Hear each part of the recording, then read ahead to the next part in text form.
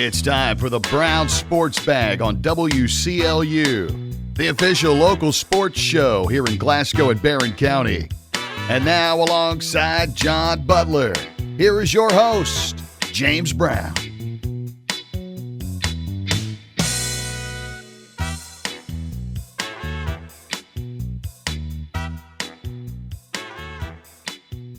Welcome back to the Brown Sports Bag this week. James Brown, John Butler. We have some, I guess you call it breaking news. I mean, it's happened in the last hour. Is that breaking or not, John? Does that qualify? Yeah, that qualifies. Okay, good. So the semi-state, first round of the state, whatever we want to call it, for the girls was played today at Calvert City Country Club over there in Marshall County. And Barren County took the whole team. Glasgow's Harlow Bell played in it. And what happens is if you shoot well enough, you get to go to the state tournament, the final 2 rounds next week. And only one team qualifies to go, or 2? It's 3 teams and the next 15 individuals. You end up with 90 golfers at the final 2 rounds of the state. Okay. And then there's another cut between – well, no, I take it back. There's no longer a cut between days 1 and 2 at the state tournament. There's just 2 days over there now. This is what would have been the first round cut in the old days. Anyway, so Chloe Witcher shot 9 over par. Not her best day, but it was good enough to get to the next round. She and Lucy Zala, who shot 12 over par, practiced the survive and advance tactic. It would seem today, I'm sure they both would have liked to have done better than they did, but nonetheless, it was a survive and advance for them. So, yeah, they both make it as individuals to next week in Bowling Green. I believe the girls' tournament starts next Tuesday, so October 7th, I think that's what that is. So it'll be October 7th and 8th. So they'll be playing next week in Bowling Green. And then, of course, tomorrow, 2 Glasgow golfers, Griffin Jackson and Tate Pace, will play at Calvert City Country Club in the boys' first round of the state tournament. So good luck to them. They start like about 9 o'clock in the morning. Griffin last week lost in a playoff in the 4th region, right? Yeah, that's right. That's right. Yeah, we haven't really had a show since then, so that's right. He lost in a playoff to Rowdy Harris of Bowling Green in the regional tournament. Had a heck of a day. And the team actually lost in a playoff as well, too, right? Yeah, they were the tied team for second and then lost in the playoffs. That prevented them from qualifying. That's tough. Yeah. That Bowling Green beat them in the team playoff, and then, of course, in the separate individual playoff, Griffin Jackson played. Still a good performance. Yeah, there was a heck of a day by the Scotties. Yep. Barren County also played in that. They struggled last Tuesday in that regional final. So, anyway, good luck to Tate and Griffin tomorrow.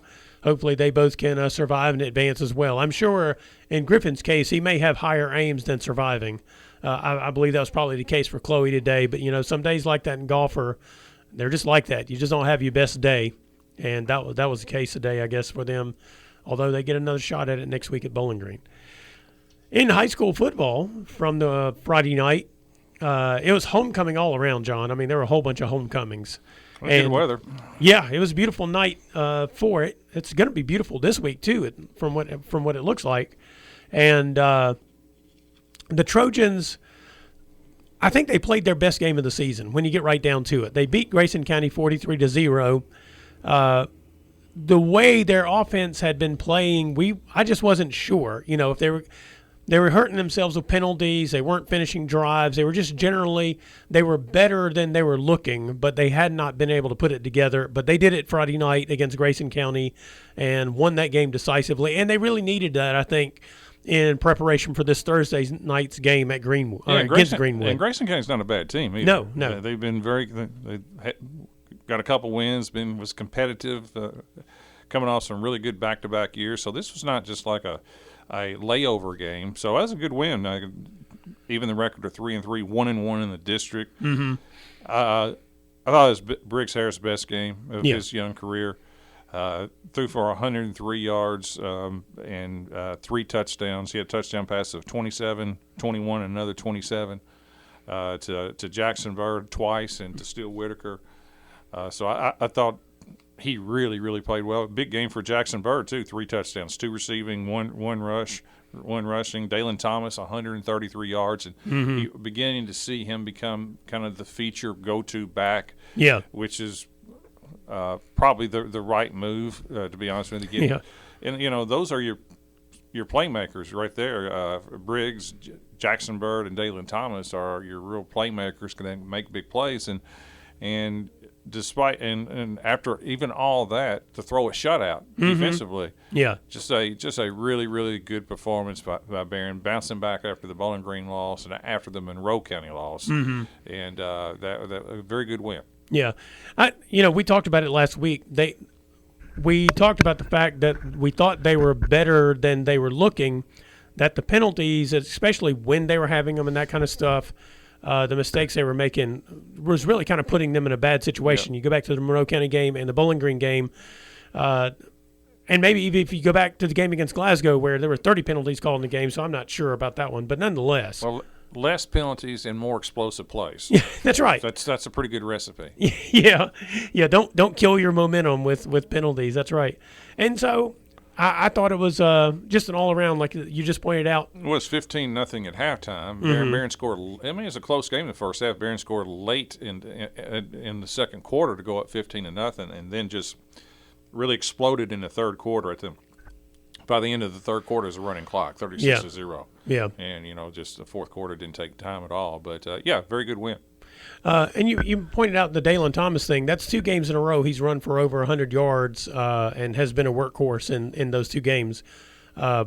Even in the game against Bowling Green, I mean, he was running the ball well against one of the better teams they'll face all year, if not the best team they'll face. I think it will be.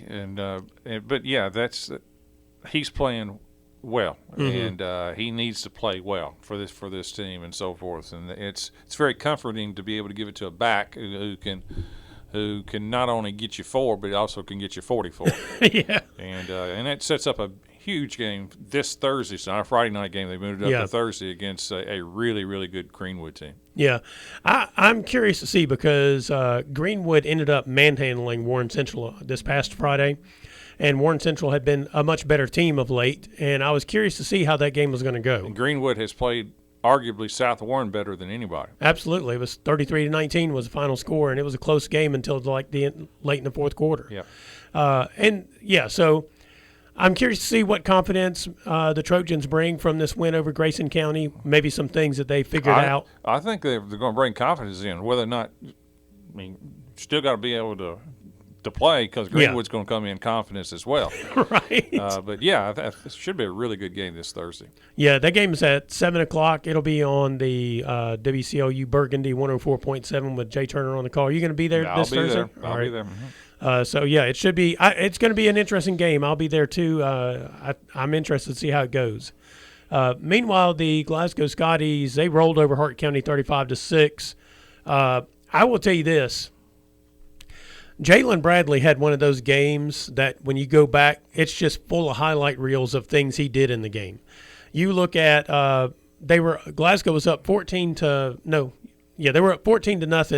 Hart County drove down. Jalen intercepted a pass. I mean, broke in front of the receiver and just picked off the pass. Looked like his momentum basically carried him out of the end zone, or maybe he wasn't sure where he was. So then Glasgow gets the ball on their own 2-yard line. They run a couple of plays, and then Hudson Gum dumps a pass out to Jalen. I mean, he juked 2 guys onto the ground and then just outran everybody 91 yards to the end zone. And so basically in about a 2-minute span, he just posted his highlight reels for everybody to see, and he's already had some this year. It was an absolutely impressive performance by him and by the Scotties, and I thought Hudson Gum played well again at quarterback. He certainly did. Glasgow moves to 6-0, 2-0 in the district, and beat a good Hart County team who came in after a very unfortunate death to one of their players the day before too. Yeah. So it was very, very unfortunate. Tough on those kids and families and all very that. Emotional situation. Very emotional, but Glasgow did play well. Jalen Bradley, 3 touchdowns, and an interception. Two receptions, 91 and a 6-yard. Also ran one in too for 5 just to cap off the trifecta. Right. Hudson Gunn playing really well, 179 yards and 3 touchdowns, a long one again to Martin too, Jarek Martin, 38 yards, and Gunn added 105 on the ground. So and Glasgow continues just defensively to smother a team. Again, they've played 6 games. The most points they've given up all year have been to Barren, 8.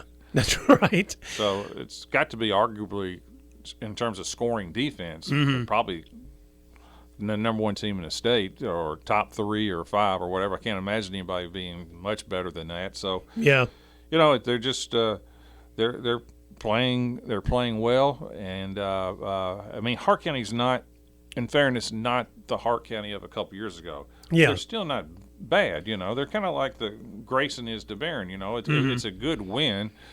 Because Hart County is still formidable. I don't think they're at the level that they were. They've lost too many people. But nevertheless, Glasgow went out and did what you're supposed to do, and made big plays, and again, defensively just stifles teams. Yeah. One thing, I was looking at it, Glasgow has given up over 100 rushing yards in 3 games. But I don't think they've given up a really big play, other than Adair County had a pretty good run against them when the second unit was in. So if you go back to the Adair County game, the varsity lineup did not give up over 100 yards. They may not have even given up over 50 yards. Adair got all their rushing yards there in the fourth quarter. Monroe County ran the ball pretty effectively against them, but they couldn't finish. I mean, they didn't let them finish drives. They got 3 points. Hart County ran the ball pretty well, but they didn't really hit any big plays on them. Maybe one. They may have had one big play. If you look at it, basically what Glasgow has done is they have eliminated the opponent's big play. They're really making you drive the field to score on them, and that's probably the biggest difference of this defense this year. Last year the defense was good and the offense struggled. This year the defense is good, and also they don't seem to be making the mistakes to give up the big plays, John. They're not, and they probably, it wouldn't hurt them to be really challenged. I don't know when it's going to happen, to be honest with you. I think Franklin could do it at the very end of the year. Yeah. But they have Butler County, I think, this week. I don't think that's going to be much of a challenge for them. No. Yeah, it'll be over at Butler on Friday night, and they'll probably be over with at halftime at the way they're playing right now. The way they're playing and so forth. But, they are – when you're doing these things right here, you still have to find a way to improve, despite maybe some of your opponents and so forth. And because there will come a time where you're going to be behind and things like that, and you have to, make plays. Now, and really, to be honest with you, Barren and Monroe have been probably the 2 toughest teams, and they passed both tests. Right. Yeah.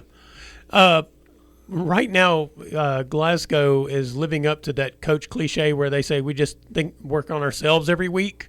I mean, that is kind of that's where they are at the moment, because their district is not as strong as it has been in recent years. That's just being fair. Yeah, and so you can't control that either. No. I mean, so nothing you can do about that. Yeah, I mean, as you mentioned, Hart had won 4 straight against Glasgow before Friday night. So I mean, they've been that good of a program, but they're not as good this year as they have been. They still have some talented players. Taylor County moved out of the district. Franklin Simpson moved out of the district. They were in there for a couple of years. So I mean, your better district opponents have left, and the teams that were decent have kind of fallen off this year. So it really is a case where every week Coach Arnett and his staff have to figure out ways to really challenge these players. They are, and so far it's worked. And 2, there's something to be said too. Barren, I think last year started off 6-0. Is confidence too. Yeah. That growing momentum and confidence that begins to build in faith. First-year coach at Glasgow too. You could see that last year with Barren, where quickly, when you start winning, players start believing a little bit more in what you're doing and so forth. Right. And I think that has also set in too with Glasgow too, with Coach Arnett and so forth. Not that he needed that, but it never helps. I don't care what your status is as a coach. If you come in and instantly you bring some success there, that success really, really helps foster that belief and confidence of your players. Yeah, it's like what you say sometimes. The snowball rolls both ways. It does. Winning breeds winning, and losing breeds losing. It's whichever way the snowball is rolling is what you're having to deal with. And much better to be dealing with the snowball of winning, I would say. I agree.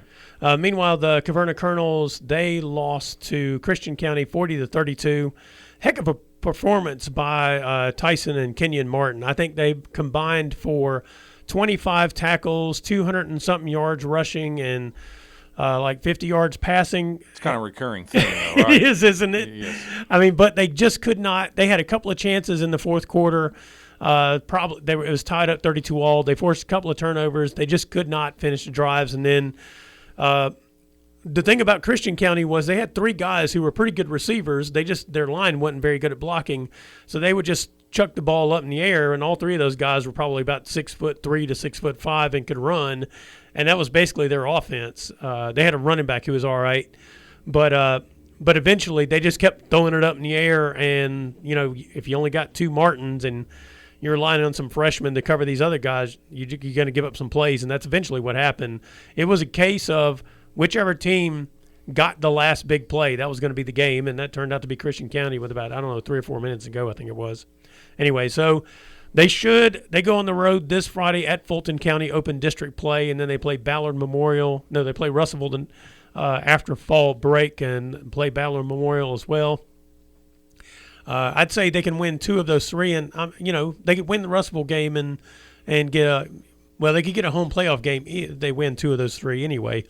But if they win the Russellville game, of course, it'd be the 1 seed. But that cross district they are matched up with is the same one they've been matched up with, and that's 4 of the better 1A teams in the state in the district. So, here's hoping they can get a home playoff game. If the Martins keep playing like they have been, that's a good possibility, John. I agree. Anything else from the world of high school sports or football that you can think of that struck you from the weekend? No, other than Bowling Green lost a tough one to Cal. Mm-hmm. Cal undefeated in 3A and 2 times in a row, I think, state champion. Yeah. They lost a close one at Cal, last drive of the game. Yeah. Trinity beat St. X, things like that. But no, it's amazing. We've already got 6 games in. We're on the back end of the football regular season. Yeah, we're getting there quickly. Yep. All right, this is Brown Sports Bag presented by McDonald's of Glasgow. We'll be right back.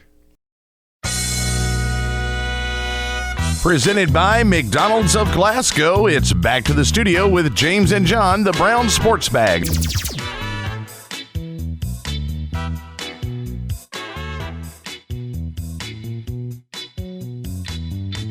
Welcome back to the Brown Sports Bag. This is James Brown, John Butler, here on WCLU Radio.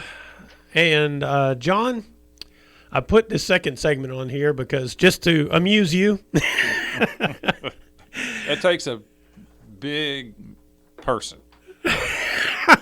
to admit I was just dead wrong. To admit that they were wrong. That's not real popular in our culture. No, but that's why I try to. I try to. Demonstrate what I believe in. How about that, John? That's exactly right. Yeah. So a couple of weeks ago, I guess it may have been 3 weeks ago. The Reds were 74-75. Is that what they were? 2 weeks ago. 2 weeks ago. Yeah, they were 74-75. Coming off a sweep where they got swept by the Oakland Athletics. Yes, which is embarrassing as it is, or the Sacramento Athletics, or the Las Vegas Athletics, whoever they are right now. The anti-athletics at the moment is what they are. And I do think you made the call that they were done. Yeah, well, I mean, hey, all evidence suggested that they were done, John. And I think I said at the time, hold your horses there. You did. That you can get hot at the right time. They're going to have to get hot. But with that manager, and they were still, with the expanded wild card, they were still within range of some other teams. And what were they? They were 3 games out, I think, at that point. That's right. 3 games out with 14 to play. And it just all it takes is to get hot. And they came home and they swept the Cubs. Yep. And they won 7 out of the last 10, and the Mets collapsed. Yep. Yeah, the Mets collapse is huge in this. I mean, and that's how they got in. They did their part, and the Mets collapsed. Actually, yesterday it came down to the Reds. If the Reds had won yesterday, they were in, or they could lose, and if the Mets lost, they could be in. And the Mets got beat by that strong Miami Marlins team, 4-0. And the Reds also lost, but to a good Milwaukee team, 4-2, and the Reds got in.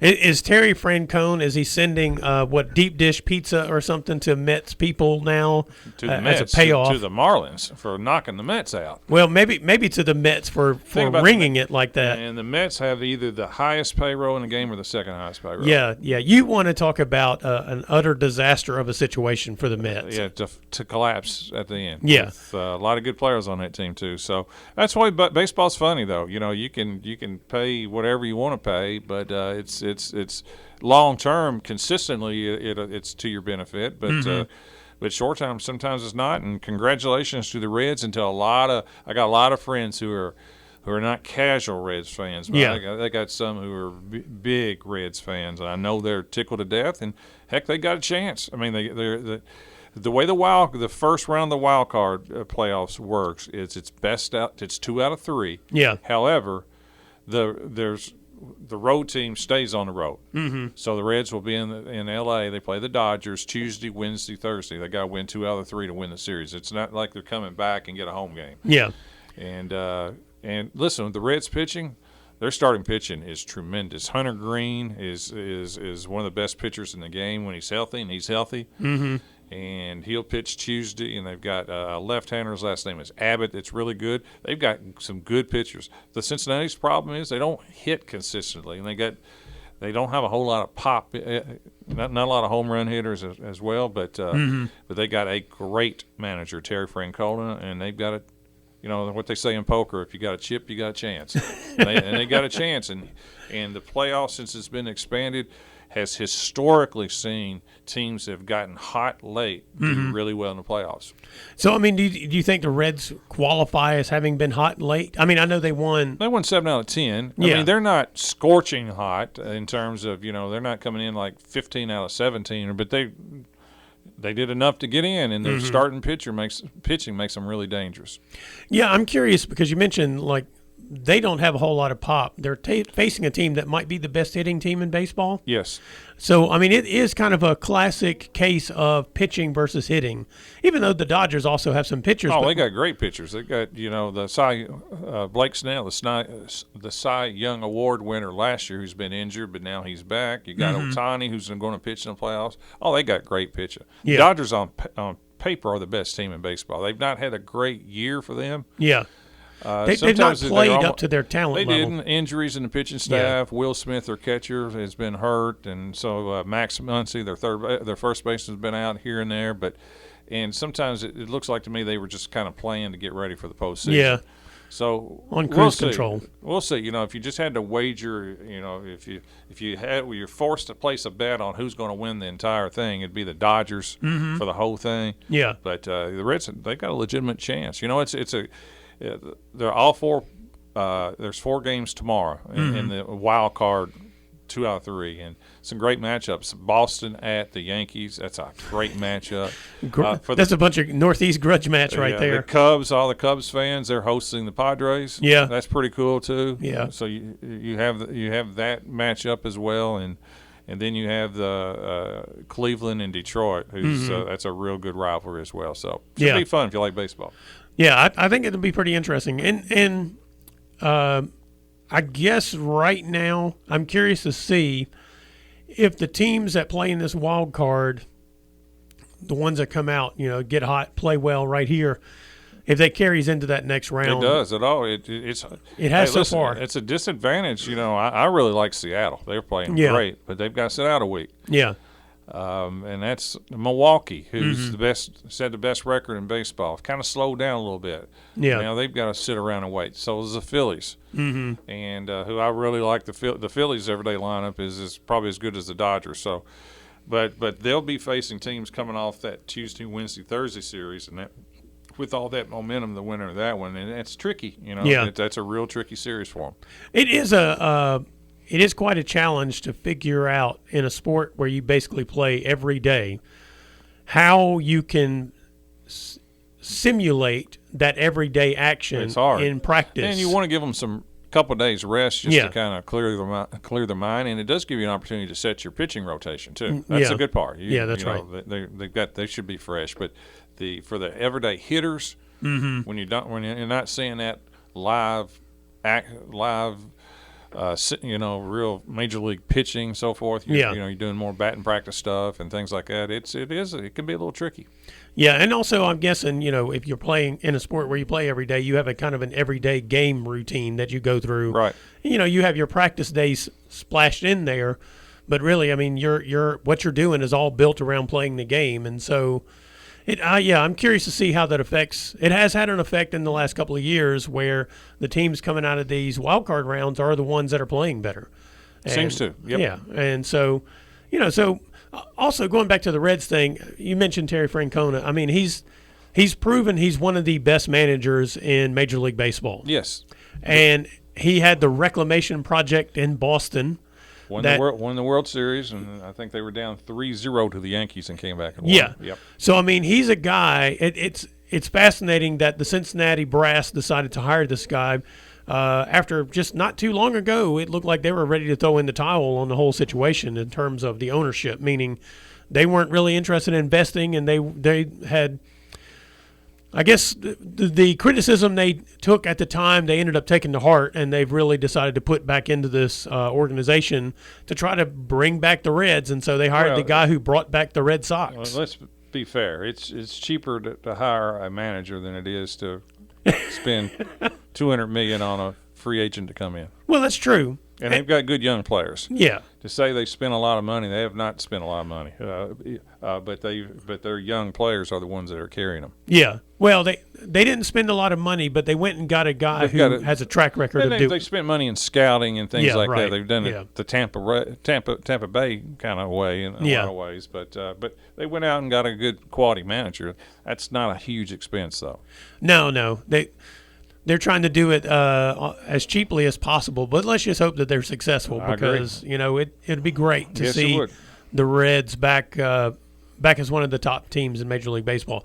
But these days, they may have a top team for a couple of years. Yeah, I think their window is short, but a lot of these young players will be up for big contracts. Yeah, and it remains to be seen how much they can spend on that. Right. Anything else from the world of Major League Baseball you can think of? Who do you think the Dodgers are going to win it, even though this is who the Reds are facing in the first round? I think the two best teams would be Seattle and the Dodgers. Mm-hmm. But that rarely works out. Right. Even though Milwaukee's has the best record, I cannot see them winning it. So right now, I'd go L.A. Yeah. And I'd go Seattle. Got you. All right. This is Brown Sports Bag presented by McDonald's of Glasgow. We'll be right back. Presented by McDonald's of Glasgow, it's back to the studio with James and John, the Brown Sports Bag.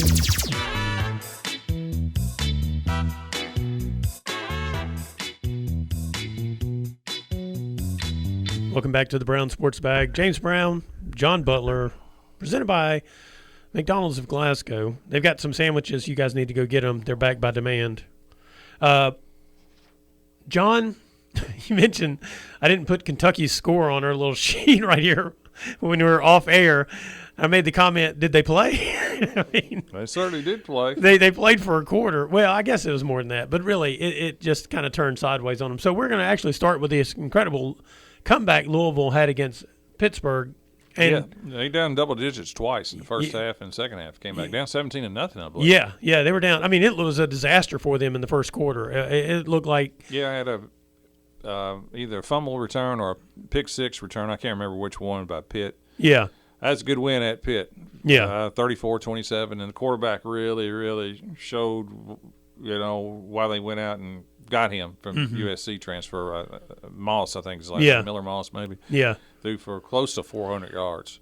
And Louisville's got two really good young running backs, but they're hurt right now. So a lot of it fell on Moss and, to be honest with you, the play calling of Jeff Brom, who's such a great play caller and so forth. And, yeah, that's a big win because Louisville's schedule going into that has not been great. Have not played a Power 5 conference going into that. Yeah. But was undefeated regardless. And so to go up there and knock off a good Pitt team, Pitt's good, that's a good win for them. This was one of those games that they lost last year. And I don't mean just the Pittsburgh game, but like the Boston College game, games where they went on the road, didn't play well early, and just could not figure out ways to win games. And so that was part that kind of stood out to me. This was another game this year where things didn't go well, but they overcame them and played well and won the game in the end. And that was just not the case with this team last year. And so I thought that was a pretty positive thing. Plus, Florida State lost to Virginia on Saturday. That's who and Louisville plays Virginia Saturday. Yeah. So, I mean, it's the ACC is wide open at this point. Well, Miami would be the favorite. They're top 5 in the country. Yeah. But Georgia Tech is really good. They've had some top 20 wins themselves. But I think Louisville's positioned themselves well. Now, whether or not they're in that class, we'll see. Yeah. But so far so good. Well, and then meanwhile, WKU, they beat Missouri State 27-22. Kind of a defensive game, as it turns out. Missouri State them and Delaware are the two new members of Conference USA. Yeah. That was a good win for them. One of the reasons why it's a little bit more lower scoring is that it looks like they've opted to utilize the run a little bit more. Yeah. The running back out of North Hardin who went to Kentucky. Yeah, Lavelle Wright. But he played well. He's been playing well the last 2 weeks. He had a couple of touchdowns and so forth. That was a good win at Missouri State for Western Kentucky. And by the way, the Bowling Green quarterback, Deuce Bailey, 4-year starter Bowling Green, is at Missouri State. Came into the game. He's their second-string quarterback, but the first-string quarterback got knocked out of the game and came in and threw a touchdown pass. I think ran it for over 50 yards as well. Pretty good performance for his first college action of note. Yeah.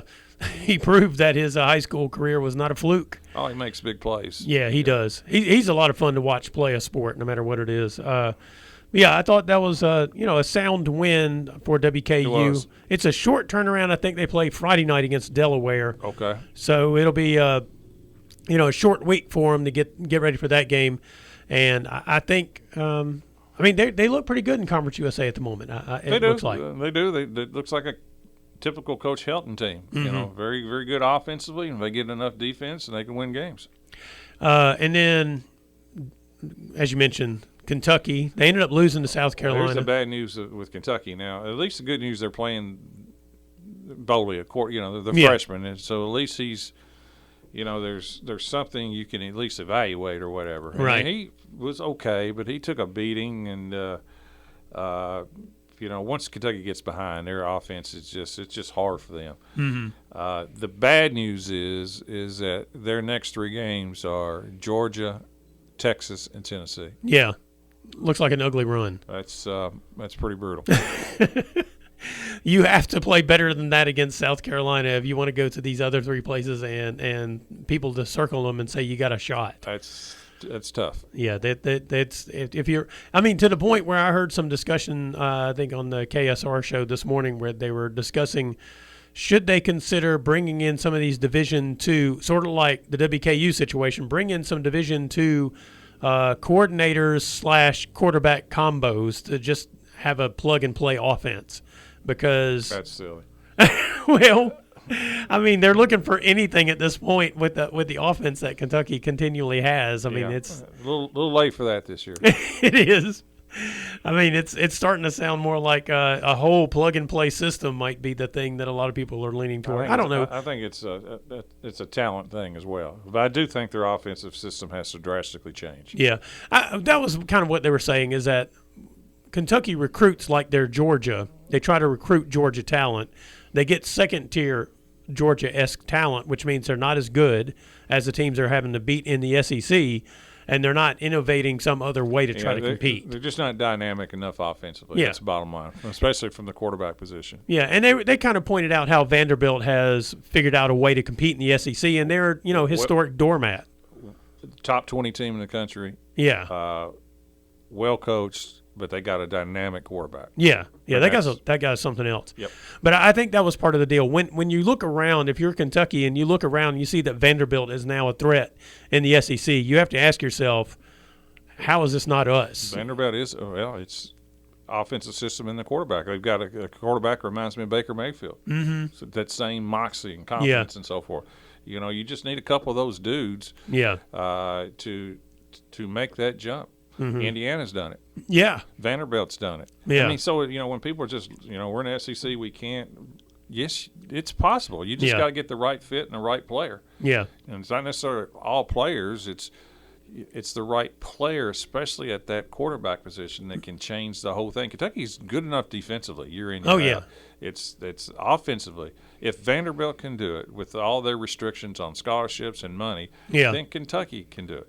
Yeah, you just pointed out 2 schools. One that Kentucky fans don't really look at as a rival in Vanderbilt, but the other one is in Indiana. They do, and when Indiana has success and Kentucky doesn't, that's a mark. And then when you see a Vanderbilt that, as you just pointed out, has some restrictions just on their whole recruiting process. And they're suddenly capable of being even just good. down the road, Louisville. I know they're in the ACC, and the ACC is not as good as the ACC, but I'm just talking about the offensive system and quarterback. Yeah. It's such a stark difference. I think that is part of what I hear Kentucky fans kind of chirping about now, is they're looking around and seeing what others are doing and being successful at it, and nothing seems to be changing for them, which is a fair point. Yep. In the NFL, are the Chiefs back? They look really good against the Ravens, but the Ravens they got the player back. They got That's some of true, their, they some of did. their weapons. Xavier Worthy back. Yeah. He has all that speed and so forth. And so and they're getting ready to get they're probably their best receivers getting ready to come off suspension in a couple of weeks. The Rice kid. Yeah. So, if you give Patrick Mahomes enough weapons, he hasn't forgotten how to play. And, throwing the 4 touchdowns yesterday against Kansas City, big win for him. Yeah. I thought I've kind of felt badly for Lamar Jackson during the course of the game. Why? Well, obviously I like Lamar from Louisville. I didn't feel badly. Well, here's one I felt badly. Injuries. They're just decimated on defense. Well, that's defense. He doesn't play defense. No, but obviously he plays offense. Obviously, they had some problems there too. He went out with a hamstring that I didn't see or whatever. I'm not saying he doesn't have one, but I was a little surprised when he went out in the third. Yeah. And people were saying the game was over. The game was not over. They're down 2 touchdowns. No. So I was a little, disappointed in that. But, offensively they're good enough. They are beat up in the secondary in particular at Baltimore, but they were healthy against Buffalo and gave up 100 points. The biggest problem that Baltimore has right now is defensively they're terrible. Offensively, they're really good. Yeah. Really, as long as they got Lamar and then you throw in Derrick Henry, they're dynamic. But defensively, they're atrocious right now. It has been from the beginning of the season a look of a team that is relying solely on its offense to win games. I mean, their defense has not been able to stop, the mailman. Doesn't fit the culture of Baltimore either. No, it doesn't.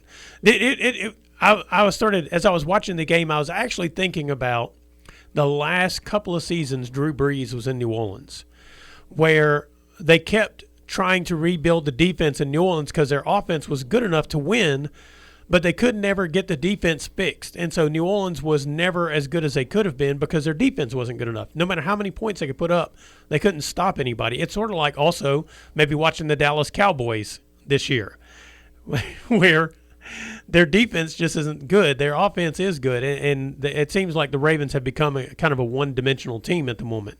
They are right now. That's not historically true about No. Just this season. This season. Yeah. We'll see. And they could get it turned around, but they don't look like one of the better. They don't look like one of the top 4 or 5 teams in the. Well, they're not, but they've also lost to the Bills, Lions, and Chiefs. Yeah, they could go. Which the Lions actually turns out that first game of the season was an anomaly because they are good. Yes. The Packers maybe aren't good. You can't go. I think that's the mistake. Yeah. The NFL's a week by week deal. It is, and you can play bad one week, and that doesn't mean you're bad or whatever. It's just such a physical, long season. I think Green Bay is really good. They have not played well the last 2 weeks. No. I'm pretty confident. They lost to the Browns 13-10. I'm not a huge Jordan. The Browns' defense is great. Their defense is good. I'm not a huge Jordan Love fan. Yeah. I think that's probably their weakness. But at the end of the year, Green Bay will be 11-6. Yeah, I think right now, and I know these are the 2 undefeated teams left, the Bills and the Eagles, but I think they are both legitimately good. They are. They both play offense effectively. They both have players that can make plays on offense, and they both have defenses, especially the Eagles, that are playing really well and have players who can make plays. Yeah, they got dynamic. I mean, the Bills have the best quarterback in the game, in my opinion. Yeah. Well, at least top 3. He and Patrick Mahomes and Lamar. And probably the best roster in the league is the Eagles. Yeah. I think the Rams are really good too. Yeah. I think the Colts are good. Yeah, surprising. Daniel Jones, rebirth. Yeah, it may mean more. The two best offensive players that the Giants got rid of, Barkley and Jones, have turned out to be superstars outside of the Giants. Really is. It's kind of like quarterbacks for Cleveland. Baker Mayfield. Once you get out of Cleveland, Sam Darnold. Once you get out of the Jets in Carolina, you become a good player. Sometimes it is fit. Yeah. Going back to the Browns thing real quick. Their defense is really good. They're tremendous. I mean, Joe Flacco is old. Yeah. He's a backup quarterback that can come in and win you some games. Yeah. But he's really not an everyday quarterback. No. They may be in the same position as the Giants. Maybe it's time to just stick one of those rookies in there and let them play. Because Jackson Dart, he played with a certain level of confidence for the Giants yesterday. They got their first win. Yep. And the fact that he could just run and cause the defense to defend something other than somebody standing around in the pocket throwing it out of bounds on fourth down. Yeah, his moxie, his mobility. The problem with the Giants is their schedule's brutal, and they lost Neighbors. Yeah, that's right. That's towards going to be ACL, huge. and that will also affect probably Jackson Dart too. Yeah, having that weapon. Yeah. Gone. Yeah, he looked to be running a little more later in the game after Neighbors was gone, and maybe that was by design. I think Jackson Dart's only issue that I see, I think he could be a really good player, is he's got to protect himself. Yeah. He takes a lot of chances with his body and things like that, and you're just not going to hold up. No. He's got to be a little bit with experience, and a lot of it is he's another Baker Mayfield. He's got that dog mentality and so forth. Yeah, he does. You gotta know when to kind of. When to hold them and when to fold them, huh? Yeah, and that's the only thing that I would worry about a little bit. Yeah. All right. Anything else on college or NFL you can think of? Nope, that's good. All right. It's Brown Sports Bag presented by McDonald's of Glasgow. We'll be right back. Presented by McDonald's of Glasgow, it's back to the studio with James and John, the Brown Sports Bag.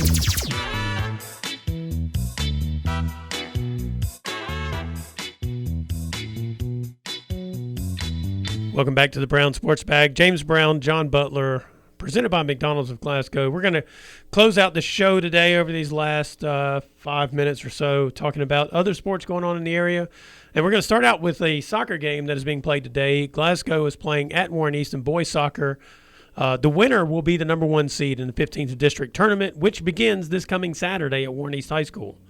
So once we have that settled, we'll get that bracket out online and everything. The loser will play Barren in the first round. That is correct. The winner will play Allen County. The loser will play Barren in the first round.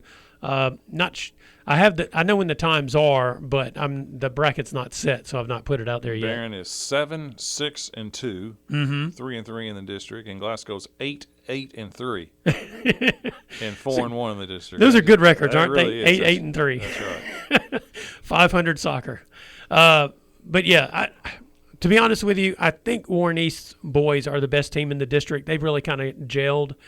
They've got a couple of guys who are really good, but Glasgow's got several seniors and experience, and I suspect it'll be a dogfight over there at Warren East this afternoon. Well, they may play this recording right before the game to the Glasgow boys. They might be listening right now on the way over. The disrespect card. Yeah, there we go. Hey, I inspired the Reds. There you go. That's exactly right. And then in the girls, it's all set. We have a 3-way tie for 1, 2, and 3. The tie break. So Allen County's the 4 seed in the district tournament. It also starts Saturday at Warren East. Barren, East, and Glasgow are 4-2 in the district. That is right. And the tiebreaker will be RPI decided. And that RPI. Yeah, and I don't really like that, but nonetheless, I guess whatever. The final RPI, I think, will be published Wednesday, I think is what it is. So we'll know the seeding after Wednesday. Right now, Glasgow is number 1 in the RPI. I think Barron's 2 and East is 3. So if that holds, then what will happen is Glasgow will play Allen in the first round, and Barron and East will play each other in the first round. But I will say this. Even though Allen is a 4 seed and they've not won a district game, they've actually played all these games pretty close all year long. So I'm not scratching the possibility of anybody winning any of these games in this girls' side. This also starts Saturday? Yes, it does, at Warren East. At Warren East. Yeah, I think it starts at – I think Saturday, the girls' games are at 10 and noon, and the boys are at 2 and 4, I think is what it is. All right. So, we'll see how that shapes out. In the girls' volleyball from this past week, Glasgow beat Barron 3-1. The first time they met Barren won that match 3-2, won the tiebreaker 15-11. So Glasgow, they've been playing pretty well lately. Yes, they have. They've got the season turned around. They're 15-11 now. Yeah. Same record as Barren. They're both 15-11. But Glasgow gotten played much better near the end of the season. Still 2 weeks left in the season. Yeah, and they both have big district games tomorrow. Glasgow hosts Allen County, and Barren plays Warren East. I'll just say this: nobody's beating Warren East in this district. Boy, that's a strong statement. Nobody's been close to beating them yet, so I feel confident in that strong statement. All right. Anything can happen in sports, they say, John, but so far it's not looked like anything's going to happen there. So being the 2-3 seed is going to be a big deal. Now, of course, neither Glasgow or Barren have beaten Allen either at this point. But going back to what you just said about Glasgow, they've played better of late, and so it'd be an interesting match tomorrow. I guess I don't know what the tiebreaker situation would be if Barren and Glasgow both finish 1-5 in the district because they split with each other. I don't know if Glasgow winning the second match 3-1 would be the decisive thing in the district. I haven't even bothered to look into it, so I have no idea. But that's how the volleyball is shaping out. Warren East is the 1 seed. Allen will be the 2 seed, and right now Glasgow or Barren will be the 3 or the 4, depending on how it shapes out. I would say I'd rather be the 3 seed than anything out of those if I have those 2 choices, because I'm going back to what I said before. Nobody's even taken a set off of Warren East so far in this district this year. So, it looks like a rollover at this point. Okay. All right. Some cross-country news real quick. Yes. From this past weekend, both Barren and Glasgow runners competed in the Hillbilly Run. Gracie Reed led the Barren County girls. I think she finished 18th overall. That's all. Saw time was like 20-something, right? Yep. And then, Barren had a whole team. I don't remember what their team, where they finished as a team. One of their number 1 top runners, Audrey Nutzman, did not compete. Okay. So that was one of their better times. She's been leading them the last couple of races, was not there. So, and then Glasgow, I think it was Callaway Mackey and Ann Rhodes Pike. They both ran. Molly Beckham and Maria Dyer also ran for Barren. There were a couple of other people on down the list. I put it online earlier today. You can go look at WCLUradio.com and check that out. Anything else in the world of sports, John, before we get out of here this week? Last week for the local schools going into fall break. That's right. No games next week. That's correct. So, enjoy your week off. It's the Brown Sports Bag presented by McDonald's Glasgow. We'll be back next week. You've been listening to the Brown Sports Bag on WCLU. Be sure to join James and John again next Monday at 4 for another edition of the Brown Sports Bag.